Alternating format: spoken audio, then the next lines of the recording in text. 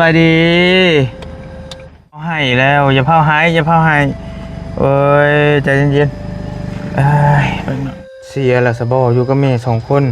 บ่พอกันยังแต่พอปะแล้วบ่แม่นพ่อตายพ่อป้ากับแม่พ่อป้ากับแม่เอ้ากระบะได้บัดนี้เด้บ่ได้ไปหาหมอบ่ได้ไปหาหมอแต่ว่าเห็นแม่แล้วก็จ้อยๆเลยพี่น้องไอ้เนาะเจ้าอุกใจแห้งตอนนี้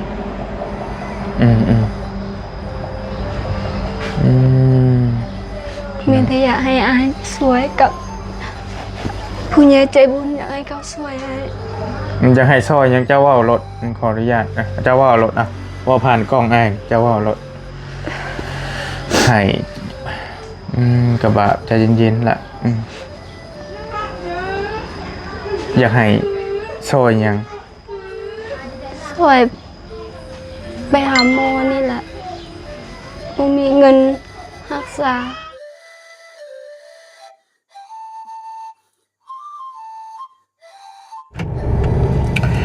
กับทักทายสบายดีเนาะสบายดีและสวัสดีพ่อแม่พี่น้องไปสุขุสุคนตอนบรรยากาศแดดจ้าๆเนาะบอลลี่กำลังสิเดินทางไปหาน้องคนหนึ่งเนาะเพิ่นเป็นรายละเอียดบอลลี่กับบ่ฮู้ปานใดแต่ว่าฮู้คร่าวๆว่าเป็นกำลังเป็นสาวและกำพร้าพ่อนี่แหละพอดีเพิ่นส่งข้อความไปหาเบาเตียงเพิ่นส่งไปขอความช่วยเหลือว่าเฮาต้องการความช่วยเหลือนี่ว่าซั่นเฮากำพร้าพ่อเฮาตายปะและครอบครัวก็ถือว่าหลายอย่างลำบากขาดเคินและคือว่าเป็นโรคเป็นภัยนี่บ่ได้ใดน้องเพิ่นเองก็ได้นะแล้ววันนี้เราเบาเตียงส่งหาบอลลี่ให้มาเบิ่งนี่ว่าซั่นน้องเพิ่นอยู่พี่แหละอยู่เหนือพี่แหละเพราะว่าเบาเตียงตอนนี้เบาเตียงยังอยู่บ้านอยู่เดี๋ยวบอลลี่สิโทรหาน้องเพิ่นก่อนเพราะว่าเอาเฟซน้องเพิ่นไว้แล้วให้เบาเตียงส่งมาให้แล้วจักสิแม่นอยู่หม่องใดได้เบิ่งก่อนพี่น้องเอ้ยเนาะเดี๋ยวโทรหาน้องเพิ่นก่อน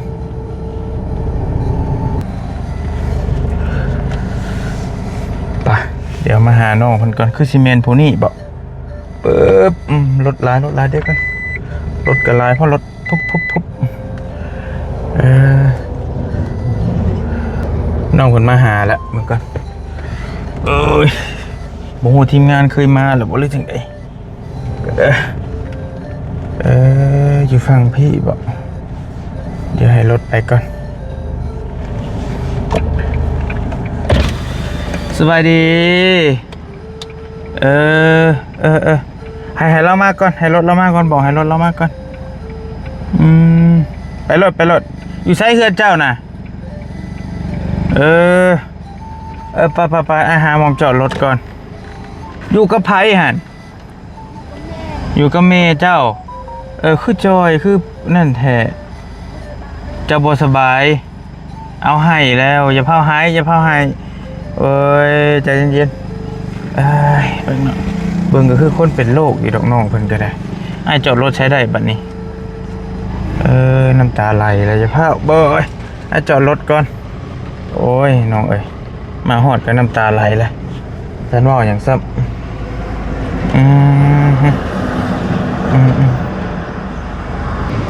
ใส่นี่บ่เฮือน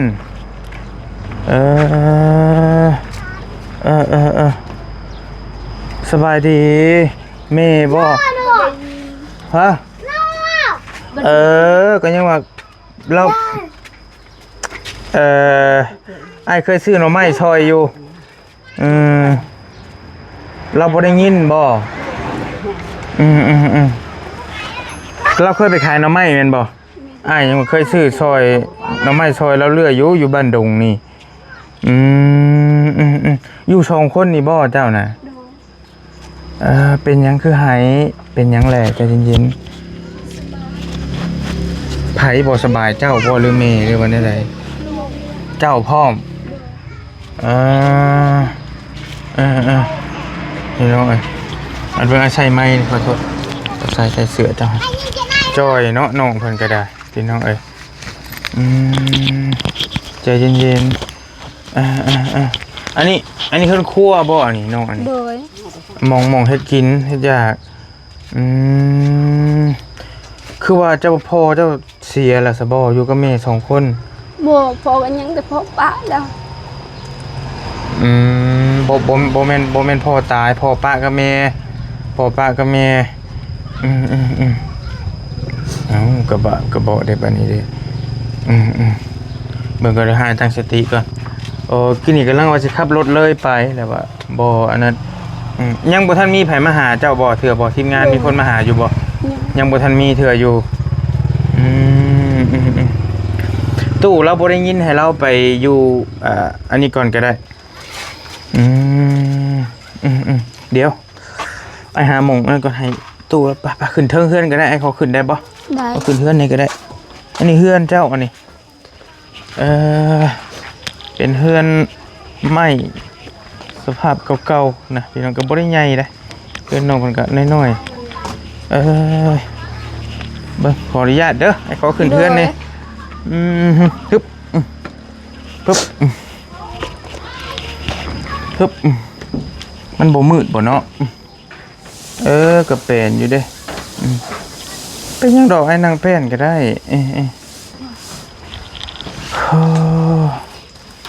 ก็สะอาดดีได้เฮือนน้องเพิ่นก็ได้บ่เป็นหยังน้องนางพี่ก็ได้โอเคนางรถ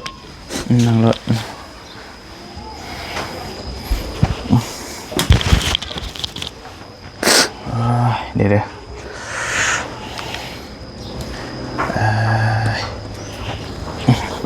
วสะอาดคักดีเฮือนเจ้าก็ได้เดี๋ยวไอ้อันนี้ก่อนโทรศัพท์เจ้าคอยว่าดีเนี่ยจับอินไซด์ค่ะ อย่างพ่อยังว่าไอ้โทรหาแล้วโทรบ่เห็นบ่ได้บ่แม่นเฮียแล้วบ่หาก่อนไปหาก่อนไปมาคุยน้ำน้องเพิ่นต่อโทรศัพท์ก็บ่เห็นบัดนี้เพราะว่ายังโทรหาบ่ติดโทรหาคือบ่รับสายเดี๋ยว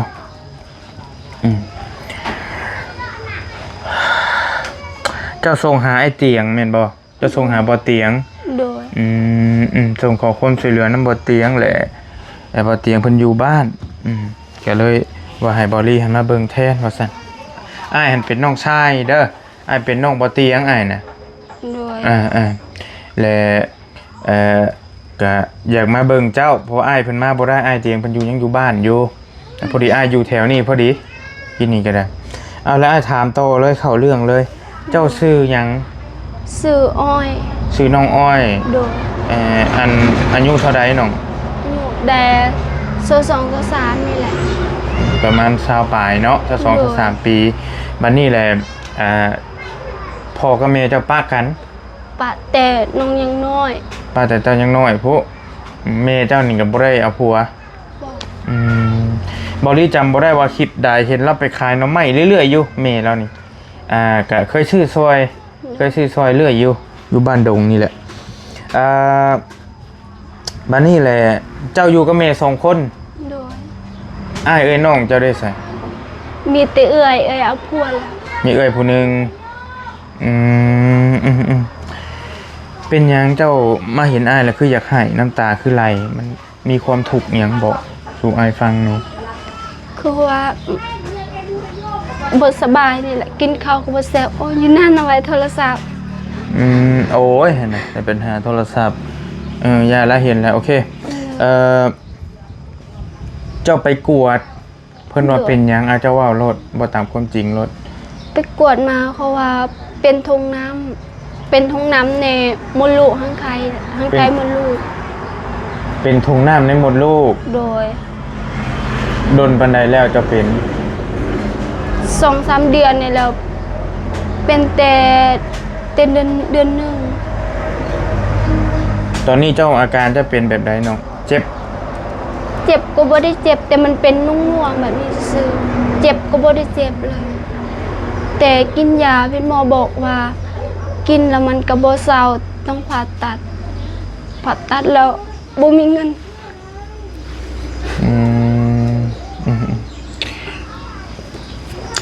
วิธีการรักษาเพิ่นนี่คือผ่าตัดอย่างเดียวเพิ่นบอกแม่นบ่เพิ่นว่ากินยาก็บ่เศร้า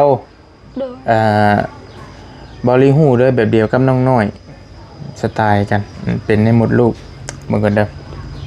เป็นถุงน้ำในหมดลูกแม่นบ่ โดย เพิ่นว่าต้องใช้เงินหลายบ่เนาะ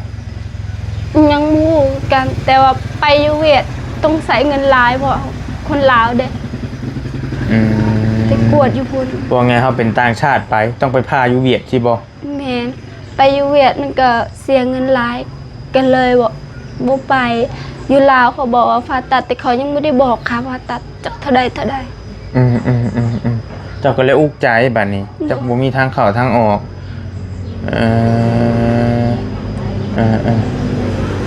ก็บ่แน่นอนเบิ่งกันเด้อโอ้ยหายเห็นแล้วตกใจนํเดี๋ยวอันน่ะเจ้าเจ็บอันตอนอันนี้ไอ้ขอโทษเด้อตอนเจ้าเป็นประจำเดือนน่ะเจ็บบ่ เป็นตั้งแต่ว่าเดือน4หันเจ็บพอมาเป็นเดือน5นี่มันบ่ได้เจ็บแต่มันมาน้อย มันมาหน่อย โดย ขอโทษเด้อมาเดือนละเทื่อแม่นบ่ โดย มาเดือนละเทื่ออ้ายเคยมีเคสหนึงก็เพิ่นก็เป็นผู้สาวคือกันกับเจ้านี่แหละอยู่ทางบ้านอ้ายเพิ่นก็เคยไปสัมภาษณ์เพิ่นอะไรก็เป็นเพิ่นนั่นเป็นคล้ายๆเจ้านี่แหละแต่ว่าประจำเดือนหันมาหลายเดือนหนึงมา 3-4 เทื่อได้ โดย แหละมานี่แหละจะก็ไปกวดไปยังเบิ่งว่าสิผ่าตัดและเพิ่นก็ให้ผ่าตัดคือเจ้านี่แหละ และปัจจุบันนี้น้องเพิ่นก็รู้สึกว่าเศร้าเลยแล้วบ่ได้ผ่าซ้ำคือว่ากินยาบ่กินยาหักไหมนี่กินยาหมอจัดให้นี่หั่นแหละแล้วก็เศร้าได้แต่เจ้านี่เป็นดนละบ่เดือนหนึงบ่จะวันมากี่นี่เดือนหนึง2เดือนบ่ โดย มันผิดปกติแบบใดเจ้าจังไปกวด พอมันผิดแต่เดือนหนึงบ่ได้มาฮอดเดือน3เดือน4มันจึงมาก็เลยไปกวด อันน่ะขอโทษประจำเดือนเจ้าบ่มา โดย ติดต่อกัน2เดือน3เดือนแล้วเจ้าเอาแหละเป็นหยังก็เลยไปกวดเบิ่ง ไปกวด ไปกวดอยู่ไส กวดอยู่เซโปนนี่แหละ อยู่เชโปนพุ่น โดย ไปหม่องเดียวแม่นบ่เนาะ โดย ไปหม่องเดียวหั่นแล้วเพิ่นว่าต้องได้ผ่าตัดออก เพิ่นให้กินยาก่อนลำอีมันเป็นแบบซ้ำนี้มันเป็นซ้ำนี้เขาให้กินยากันยังบ่เศร้าก็เลยไปกวดอีกไปกวดเพิ่นบอกว่า กินยามันก็บ่เศร้าแล้วบอกว่านั้น คันมันเจ็บมือใดก็ต้องไปผ่าตัด แล้วตอนนี้น้องบ่ได้เจ็บ โดย ธรรมดา ธรรมดาแต่ว่าอยู่ในท้องมันใหญ่ตลอด เขาไปกวดเขาว่าใหญ่ก เพิ่น ว่า ว่า เก่า เพิ่นว่ามันใหญ่แล้ว โดย โอเคเป็นโรคผู้หญิงน่ะพี่น้อยเป็นอันน่ะหมดลูกบ่ดีเนาะว่าง่ายๆก็ได้ มีแต่เจ้าเฮ็ดงานหนักบ่ที่ผ่านมา หมอบ่ได้เฮ็ดน้องไปหาเวียกไปเฮ็ดเวียกพอเมื่อ เจ้าไปเฮ็ดเวียกหยังแต่เก่า เฮ็ดเวียกแม่บ้านนี่แหละ ไปเฮ็ดเวียกแม่บ้าน โดย อยู่ไสหั่นน้อง อยู่เวียงจันทน์ อยู่เวียงจันทน์พูโอ้เคยไปฮอดเวียงจันทน์พูไปโดนบ่ ไปโดนแต่เดือน10 อันนี้หากะมาบ่หรือจังใดนี่ ก็มาเดือน4เลยเมื่อเดือน4ปีใหม่ แล้วปล่อยให้แม่อยู่ผู้เดียว โดย แม่ก็อยู่ผู้เดียว หา นี่ เงินให้แม่ หาเงินให้แม่แม่เจ้าอ้ายเห็นแล้วก็คือจ้อยแท้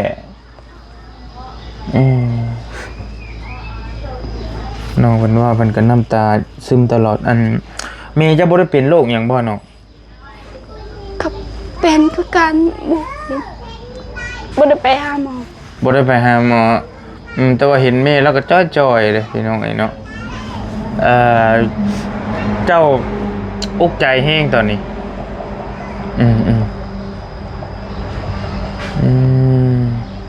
มีแต่อยากให้อายสวยกับ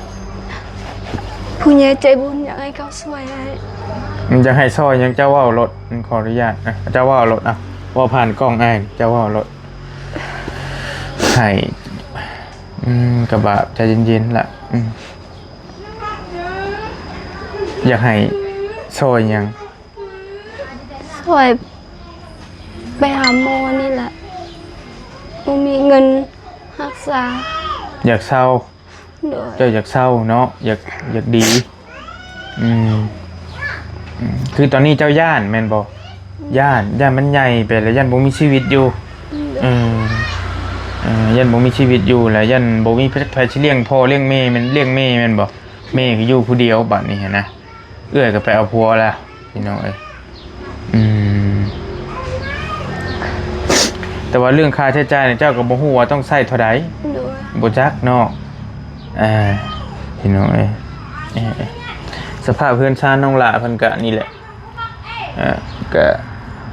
เอาเชือกดึงไว้อย่างประตูหน้าต่างอีหยังก็ได้เจ้านอนอยู่ไส หนูมัน นอนอยู่นี้แม่นอนอยู่ไสต่อกันหันเอาง่ายๆลักๆด้วยตอนนี้เจ้าอยากรักษาเจ้าที่เจ้าทรงหาสุมอ้ายนะอยากรักษาให้มันเศร้านะพี่น้องแต่ว่าค่าใช้จ่ายนี่กับบ่ฮู้คือกันเนาะแต่ว่าก็สิจักสิว่าเท่าใดแหละพี่น้องพ่อฮู้ก็ส่งมาบอกกันในเรื่องนี้นะเรื่องผ่าตัดนี่แต่ว่าน้องเพิ่นอยู่ใกล้เวียดเนาะไปพาอยู่เวียดนี่ก็ได้นะพี่น้องไปห้องหมออยู่เวียด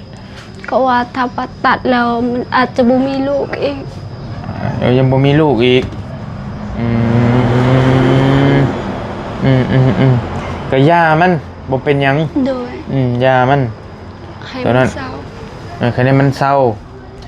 ก็อ้ายก็เคยได้ยินเพิ่นเว้าอยู่เพราะว่ามันคล้ายๆพามดลูกออกเลยบ่หรือจังใดนี่แหละแล้วก็บ่ได้มีประจำเดือนอีหยังอีกเลยได้ตามได้ยินเพิ่นเว้าได้แม่น้องพัดชัยบ่เว้านะเห็นน้ำคลิปน้องเพิ่นประจำเดือนก็บ่ได้มาเลย คือผู้ชายนี่แหละอยู่ปกติก็ว่ามีลูกมีผัวไปก็บ่มีลูกนะก็ว่าได้ผัวก็ได้แต่ว่าน้องก็ใจเย็นๆเด้อใจเย็นๆก่อนบ่พาคิดหลายใจเย็นๆอันน่ะครอบครัวเจ้าหั่นเฮ็ดให้แม่เจ้าเฮ็ดให้บ่เราอยู่ผู้เดียวแล้วนี่โดยเฮ็ดให้กุ้มกินอยู่บ่ข้าวเจ้าก็ได้บ่ได้ให้ได้2เป้า3เป้าซำนี้แหละเอาแล้วเจ้าก็หากมาอยู่บ้านวังเดือน4นี่บ่โดยตะกี้เจ้าบ่ได้อยู่บ้านอยู่เวียงพุ่นอยู่เวียงเฮ็ดเวียกตลอดแต่ก็บ่ได้เงินบ่สบายแหละเฮ็ดเวียกแล้วก็ไปปัวตัวเองกวดตัวเองอย่างน้ำต่างๆอยู่เวียงเคยไปกวดอยู่บ่เนาะบ่เคยอยู่พุ่นบ่ทันเคยไปซ้ำก็บาดเด้ความหมายว่าไผกับมันไผกับซอยไผบ่ได้แล้วนะเพิ่นพ่อเพิ่นก็อยู่แต่เพิ่นละเพิ่นกับป้าน้องไปอยู่นำครอบครัวเพิ่นต่างหากน้องนี่อยู่กับแม่2คนแม่คือเห็นนั่นแหละพี่น้องกินนี่ก็ได้แม่แล้วก็ได้อยู่แบบว่าเราจ้อยแฮงบ่รู้จำเราได้เด้อเห็นแล้วกินนี่แต่ว่าเราจ้อยลงหลายกินข้าวแล้วบ่มื้อนี้กินข้าวกับหยังกินข้าวกับมะเขือกินข้าวกับมะเขือเป็นแต่แซ่บแท้มีแต่ของมักดองของอีหยังเจ้าคลำก่อนเด้อน้องเด้อปลาเด็กอีหยังสินะเจ้าจะพากินเด้อคลำก่อนงดก่อนของที่ของดองขนาดเจ้าจักเราบอกของดองนะเป็นปลาเด็กเป็นสมพักเป็นของดองทุกอย่างหั่นแหละห้ามกินงดไปก่อนอันน่ะเจ้าได้เฮียนบ่แต่ก่อนได้เขาเฮียนบ่โดยเฮียนฮอดใส่เฮียน6ป.4 ป.4โอ้ซ้ำกันกับอ้ายก็จบป.4 คือกันอ่านได้เขียนออกเลยติโดยอ่านได้อยู่เนาะเขียนออกอยู่โอเคโดยพี่น้องก็ใจเย็นๆอ้ายสิหาทางซอยเด้อแต่บ่ฮู้ว่าอ้ายสิซอยได้หน่อยได้หลายส่ำใดอ้ายก็บ่จักตอนนี้เด้อแต่ว่าก็ลองเบิ่งเพราะว่ายังหน่อยก็เดี๋ยวอ้ายสิบอก FC มาบ่แม่น FC ขออภัยทีมงานสิบอกทีมงานมาซอยเติมเด้อเพราะว่าทีมงานหลายคนยังอยู่เซโปนอยู่ตอนนี้พี่น้อง อ้ายสามารถบอกบ้านเมืองเจ้าได้บ่ผ่านคลิปนี่บอกที่อยู่เจ้านี่ ได้ ยันว่าเผื่อมีคนอยากมาเล่นมาซอยมาหยังหั่นนะบ้านหยังเจ้าว่ารถเจ้าอยู่บ้านหยังตอนนี้ บ้านซะแล้ว อยู่บ้านสะแล้ว โดย เมือง เมือง เซโปนแขวงสวรรณเขต อยู่ตรงข้ามกับเพื่อนน้องสอนนี่เลย โดย พี่น้องอยู่นี่ใกล้ๆนี่เลยอ่า เห็นอายตลอดได้เบิ่งซื่อ เบิ่งซื่อๆฮู้จักทีมงานชุมาอยู่ติ ๆโดย เคยเบิ่งอยู่บ่คลิปอ้ายนี่แก เคย เคยเบิ่งอยู่บ่ให้เขาเบาจันทร์เบาหยังนี่มานี่ฮู้จักอยู่บ่เบาเชียงบ่นี่เคยเห็น กับบ่บุญก็ฮู้ อืมโอเคใจเย็นๆเพราะว่าเบาจันทร์เบานี่เพิ่นมาซอยเฮือนน้องสอนนี่เรื่อยๆตลอดพี่น้องอยู่ใกล้ๆกันนี่น้องเพิ่นก็ได้แต่ว่าถามน้องเพิ่นก่อนเพิ่นว่าโอเคเดี๋ยวบอลลี่สิถ่ายลงแฟนเพจนำพี่ชายซอยเจ้ามีเลขบัญชีบ่เปิดบัญชีอยู่บ่ บ่ โอเคบ่เป็นหยังคำนั้นสิเปิดเลขบัญชีแล้วอ้ายสิก็บ่เป็นหยังดอกมันมีหนทางอยู่ดอกสิบอลลี่สิประกาศลงแฟนเพจให้ว่าเป็นแนวใดแหละสิให้ FC ซอยตื้มเพิ่นสอนได้น้อยได้หลายซำใดก็จังว่ากันปัจจุบันนี้เจะกินหยังอยู่กินยารักษาหยังอยู่บ่ได้กินหยังบ่ บ่ได้กินแล้วหมอเพิ่นบ่ได้ให้ เคยแต่ก่อนเคยกินแม่นบ่ โดยกิน แต่กินบางเดือน4หั่น 4 เดือน5ก็หมด โอเค แล้วก็บ่มีเงินไปซื้อต่อเลย โดย ขอโทษเด้อมีเงินติดโตจักพันตอนนี้จักแสนจักกีบ เงินได้2 ล้าน ได้อยู่2ล้านกีบ โดย เงินเก็บเจ้าที่เจ้าไปเฮ็ดงานหัน โดยเฮ็ดงานก็เงินเดือน2 ล้าน จักเดือนเจ้าไปอยู่ผู้ 5อยู่ได้5 เดือน 4 เดือนนี่แหละ แล้วก็มาเนาะเคยไปเทื่อเดียวบ่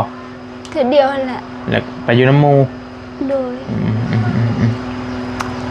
เจ้าหันเป็นคนจอยแบบนี้อยู่แล้วบ่หรือว่าจังใด เป็นคนจอยแบบนี้แล้วแต่มันแถมบ่สบายมันก็เลยจอยแฮะ ตะกี้บ่ได้จอยซำนี้ โดย ตะกี้ใครกว่านี้แน่ โดย บวกเจ้าคิดลายแน่อ้ายเบิ่งนี่แม่นบ่อาจจะคิดลายแน่ย่าน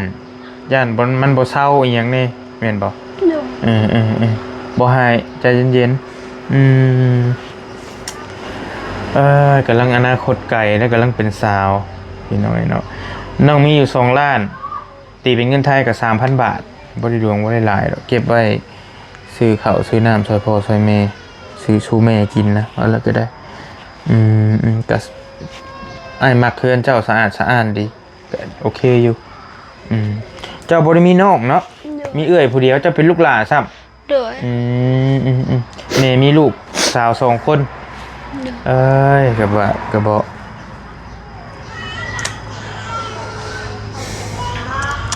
มีรถจักรรถหยังอยู่บ่ในเฮือนนี่ บ่ บ่ได้มีหยังเลย โดยไป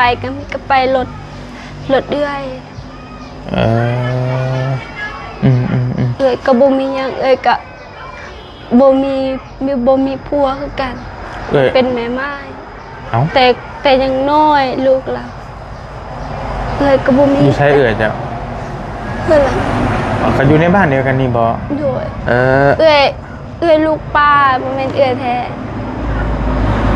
เอื้อยลูกป้าเอื้อยแท้ๆมันอยู่บ้านห้วยหลวง อ๋อโอเคแต่ว่าเอื้อยแท้ๆเจ้านี่ไปอยู่น้ำผัวอีกบ้านหนึงพุ่น โดย โอเคอันน่ะมีไฟฟ้าเนาะเฮือนเจ้าเนาะไฟฟ้าต่อมาแต่สิเหลอ เบิ่งสินี่น้องก็เฮ็ดเวียกตะกี้เฮ็ดเวียกอยู่บ้านดงน้องก็ซื้อตัวนี้แหละ สังกะสีนี้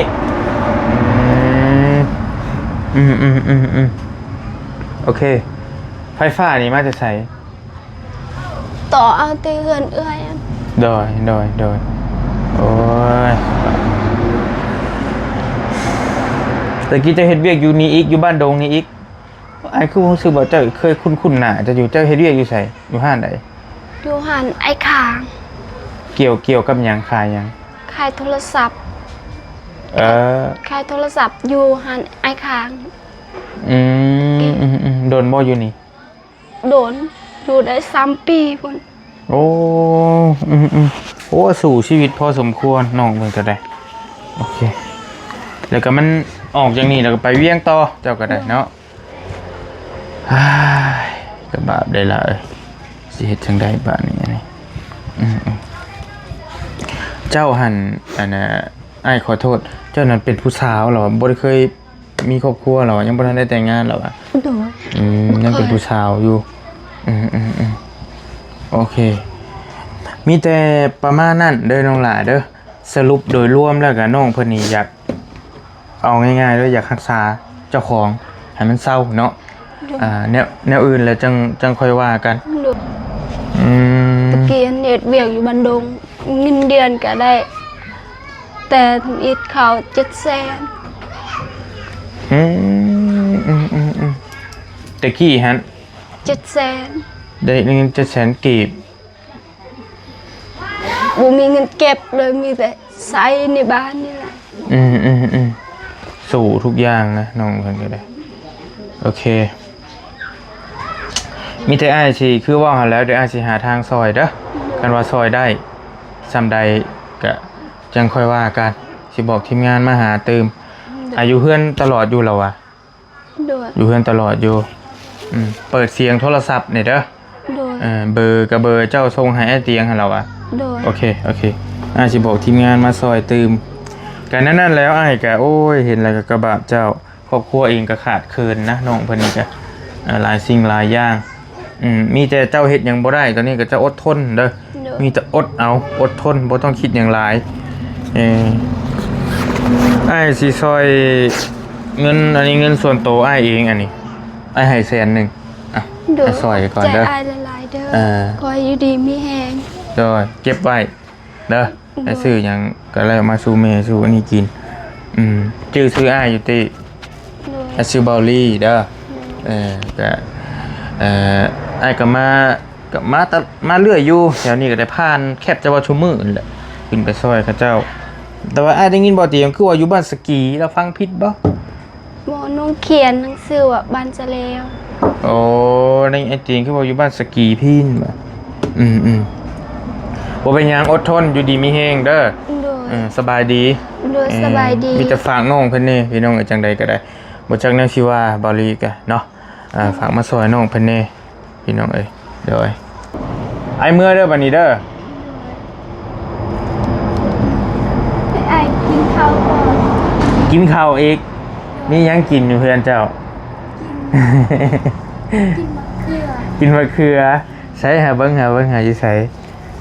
อยากหาข้าวให้กินอีกใช้มะเขือเบิ่งหามาเบิ่ง กับส้ม เบิ่งหาอันนี้บ่ได้กินเจ้าหน่อไม้ดองบ่นี่หน่อไม้ส้ม